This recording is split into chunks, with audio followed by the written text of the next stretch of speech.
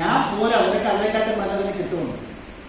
ചില ആൾക്കാർ ഈ കോളേജിലൊക്കെ പഠിക്കുമ്പോൾ കൂടെ ഉള്ള ആരോടെങ്കിലും പ്രണയം തോന്നിട്ട് അവരോട് പറയുന്നു, ലാസ്റ്റ് അവർ നോ പറയാൻ പറ്റാതെ നിനക്ക് എന്നെക്കാട്ടും നല്ലത് കിട്ടുമെന്ന് പറഞ്ഞ ഡയലോഗ് ഉണ്ട് എന്ന് പറഞ്ഞതുപോലെ അറിയാതെ സത്യത്തിൽ സംഭവിക്കുകയും ചെയ്യും. അപ്പൊ ഞാൻ പറഞ്ഞു വന്നതായിട്ട് മാത്രമേ ഉള്ളൂ.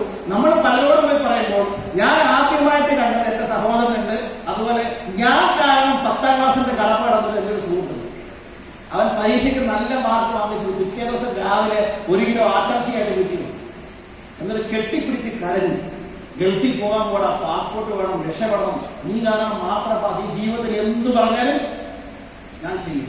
അപ്പൊ ഞാൻ ഇവരെയാണ് ആദ്യം കാണാൻ പോകുന്നത്. അന്നേരം അവന് 10ാം ക്ലാസ്സിൽ വെച്ച വിവരമൊക്കെ വന്നുകൊണ്ട് അവൻ കച്ചവടം ചെയ്യാൻ പോയി. ഞങ്ങൾക്ക് വിവരമാകുന്ന കോളേജിൽ അവൻ കച്ചവടമൊക്കെ ആയി പൈസയൊക്കെ ആയപ്പോൾ അവൻ വളരെ ബുദ്ധിമാനായിരുന്നു. അവൻ നാളെ തുടങ്ങുന്ന സ്ഥാപനത്തിൽ സ്റ്റാഫായിട്ട് എന്നെ കിട്ടുമെന്നുള്ളതായിരുന്നു അവന്റെ പറഞ്ഞു. ഓക്കെ, ഞാൻ ഈ പ്ലാൻ കൊണ്ട് അവനെ ചെന്നപ്പോൾ അവൻ ഇതെല്ലാം കേട്ടിട്ട് ലാസ്റ്റ് നീ ഈ ഞാൻ ആ സമയത്ത് മിലിറ്ററിയിലൊക്കെ പോകണമെന്നൊക്കെ ലക്ഷ്യമൊക്കെ ഉണ്ടായിരുന്നു. അതുപോലെ തന്നെ പോലീസിലെങ്കിലും പോയാൽ നീ ഇവിടുത്തെ സർക്കിൾ ഇൻസ്പെക്ടറായിട്ട് വന്നിട്ട് ഈ ചങ്ങനാശ്ശേരി ടൗണിൽ വിലസണമെന്നായിരുന്നു എന്റെ സ്വപ്നം. അതുകൊണ്ട് നിന്റെ ഫോക്കസ് വേറെ എങ്ങും പോവാൻ ഞാൻ സമ്മതിക്കും. ഞാൻ പറയുന്നതൊക്കെ ചെയ്തോളൂ, നീ എന്ത് വേണമെങ്കിലും ചെയ്യും, പക്ഷെ ഇത് മാത്രം ഇങ്ങനെയൊക്കെ ആൾക്കാർ പറയും. പക്ഷെ അതൊക്കെ പറഞ്ഞാൽ കേൾക്കേണ്ടതുപോലെ കേട്ട് കൊള്ളേണ്ടത് കൊള്ളണത് കൊള്ളണം. അവരോട് വിളിച്ചൊന്നും പറയൂ. എന്നെ വളരെ ആലങ്കാരികമായിട്ടും അല്ലാതെ ഒക്കെ റിജക്ട് ചെയ്ത ആൾക്കാർ നാളെ വീടിന്റെ വാർഡിൽ ക്യൂ നിൽക്കുന്ന സിറ്റുവേഷൻ വരുത്തണം. ഈ ബിസിനസ് നമ്മളൊക്കെ ആദ്യം ചെയ്യുമ്പോൾ നാട്ടുകാരും വീട്ടുകാരൊക്കെ സപ്പോർട്ട് ചെയ്യുന്നു വിചാരിക്കുന്നോ? ഇല്ല. അറിയാൻ വയ്യാത്ത ഒരാളും മകനെ അല്ലെങ്കിൽ മകളെ പൈലറ്റ് ആക്കണം ആഗ്രഹിക്കുക. വീട്ടിൽ നിന്ന് ഓട്ടോറിക്ഷയ്ക്ക് പോകുന്ന വഴി ഓട്ടോറിക്ഷക്കാരോട് ചോദിക്കുകയാണ്, ഞാനിങ്ങനെ മക്കളെ സാർക്ക് കണ്ണ് തുറന്നുകൊണ്ടിരിക്കണോ കണ്ണടച്ചോണ്ടോണെന്ന് അറിയില്ല, എവിടെയോ ഇല്ല ആലോചിക്കാം. ഒന്നും അങ്ങനെ ആലോചിക്കാതെ ശ്രദ്ധിക്കണം, ഇവിടെ ശ്രദ്ധിക്കണം. ഓട്ടോക്കാരോട് ചോദിക്കണം, ഞാൻ മോനെ പൈലറ്റ് ആക്കുകയായിരുന്നു. അപ്പം ഓട്ടോക്കാരൻ പറയും, ഈ റോട്ടിൽ കൂടെ തന്നെ പോകാൻ പറ്റുന്നില്ല, താഴെ ചക്രമായിട്ട് തന്നെ നിൽക്കുന്നില്ല, അപ്പോഴാണ് മോളെ കൂടെ എങ്ങാനും പോയാൽ തീർന്നു. കറക്റ്റ് ആണോ? എന്തെങ്കിലും പൈലറ്റാവും.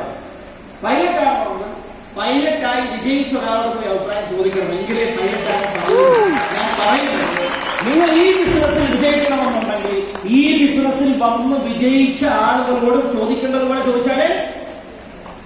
അല്ലാതെ അമ്മാവനോടോ അമ്മാവാ ഇങ്ങനൊരു പരിപാടി വന്നു ഞാൻ തുടങ്ങട്ടെ വെച്ചാൽ അമ്മാവനെന്ന് പറയും, ഇത്ര എത്ര പരിപാടികളുണ്ടോ, നീ പത്രമൊന്നും വായിക്കുന്നില്ലേ?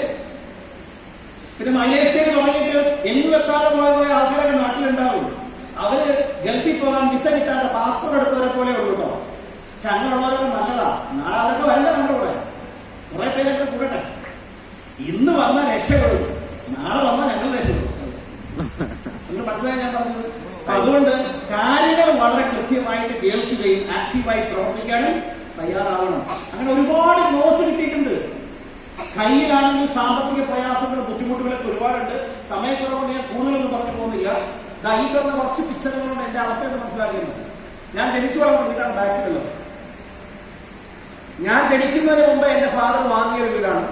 അദ്ദേഹത്തിന്റെ ചെറുപ്പകാലങ്ങളൊക്കെ ഒരുപാട് ദാരിദ്ര്യത്തിലൊക്കെ ജീവിച്ചിട്ടുള്ളവരാണ്. സ്വന്തമായിട്ട് നല്ല വീടൊന്നും പണ്ടുണ്ടായിരുന്നു, പിന്നീട് അതൊക്കെ നഷ്ടപ്പെട്ടു. അങ്ങനെ അവസാനം സാമ്പത്തികമായിട്ടൊക്കെ ബുദ്ധിമുട്ടി. എന്റെ ഫാദറിന്റെ ഫാദർ അദ്ദേഹത്തിന്റെ ചെറുപ്പകാലത്ത് മരണപ്പെട്ടു പോയി.